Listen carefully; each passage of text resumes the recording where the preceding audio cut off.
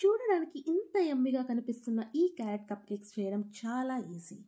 Just 1 carrot and half cup ఫ్లవర్తో నేను ఈ క్యారెట్ కప్ కేక్స్ని చేశాను. ఎంత యమ్మీగా ఉన్నాయంటే అంత యమ్మీగా ఉన్నాయి. బిగినర్స్ ఫస్ట్ టైం చేసే వాళ్ళకు కూడా పర్ఫెక్ట్గా కుదురుతుంది ఈ రెసిపీ. సో దీనికోసం నేను ముందుగా 2 చిన్న క్యారెట్స్ని తీసుకున్నాను. మీ దగ్గర ఒకటే లార్జ్ సైజ్ ఉంటే 1 క్యారెట్ అయితే సరిపోతుంది. దీన్ని నీట్గా వాష్ చేసుకొని పీల్ చేసి గ్రేట్ చేసుకొని పక్కన పెట్టుకోండి. సో క్యారెట్ క్వాంటిటీ అనేది మీ ఇష్టం. తర్వాత ఒక బౌల్ తీసుకొని ఒక జల్లెడ తీసుకొని అందులోకి నేను హాఫ్ కప్ మైదాని తీసుకున్నాను. ఈ మైదా బదులు మీరు గోధుమ పిండి అయినా తీసుకోవచ్చు. దీంతో పాటుగా 2 టేబుల్ స్పూన్ వరకు మిల్క్ పౌడర్ని యాడ్ చేస్తున్నాను. ఇలా యాడ్ చేయడం వల్ల టేస్ట్ అనేది కొంచెం బాగా వస్తుంది. సో దీన్ని బాగా చల్లించుకున్న తర్వాత హాఫ్ టీ స్పూన్ బేకింగ్ పౌడర్ని యాడ్ చేస్తున్నా. తర్వాత పావు టీ స్పూన్ వంట సోడాని కూడా యాడ్ చేస్తున్నాను. సో వీటిని బాగా చల్లించుకోవాలి. సో ఇలా చల్లించుకున్న తర్వాత వేరే బౌల్ తీసి మళ్ళీ ఇది జల్లించుకున్నది మళ్ళీ రెండోసారి ఇలా రిపీట్ చేయాలి. ఈ ప్రాసెస్ని ఒక 3-4 టైమ్స్ ఇలా జల్లించుకుంటే మనకి ఫ్లవర్ అనేది చాలా ఫ్లఫీగా బాగా వస్తుంది. ఏవైనా పార్టికల్స్ ఉన్నా రిమూవ్ అయిపోతాయి. తర్వాత ఇంకో బౌల్ తీసుకొని 1 ఎగ్ ఇలా బ్రేక్ చేసి వేసుకోండి.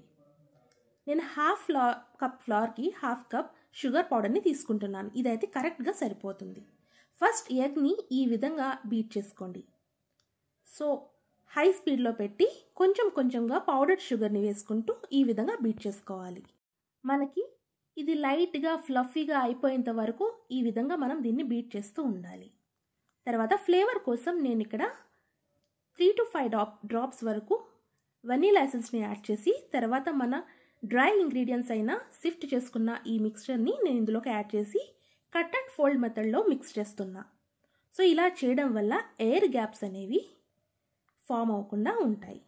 సో కన్సిస్టెన్సీని కొంచెం మెయింటైన్ చేయడం కోసం నేను ఇక్కడ రూమ్ టెంపరేచర్లో ఉన్న పాలని యాడ్ చేస్తున్నా. ఎక్కువ పాలు అవసరం లేదు. ఒక 2 to 3 టేబుల్ స్పూన్ అయితే సరిపోతుంది. తర్వాత 1/4 కప్ వరకు ఏ ఫ్లేవర్ లేని ఆయిల్ని యాడ్ చేశాను. ఆయిల్ లేదా బటర్ కూడా యాడ్ చేయొచ్చు.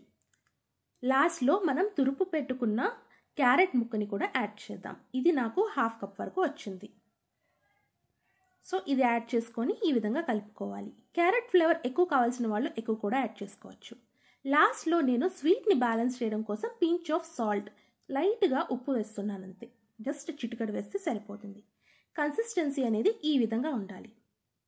ఇప్పుడు నేను మఫిన్ కప్స్ తీసుకొని ఆయిల్ని బాగా గ్రీస్ చేసుకొని ఫ్లోర్తో ఒకసారి డస్ట్ చేసుకొని ఈ విధంగా 3/4 కప్ వరకు ఫిల్ చేసుకుందాం.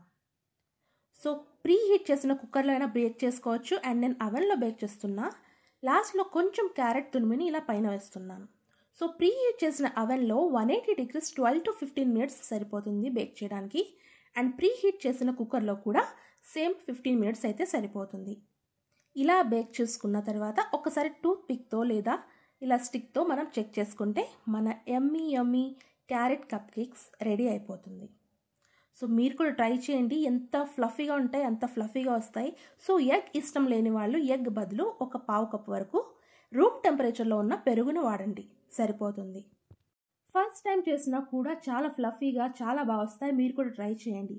మీ కిడ్స్కి అండ్ టీ టైంలో స్నాక్స్గా కూడా ఇది ట్రై చేయొచ్చు.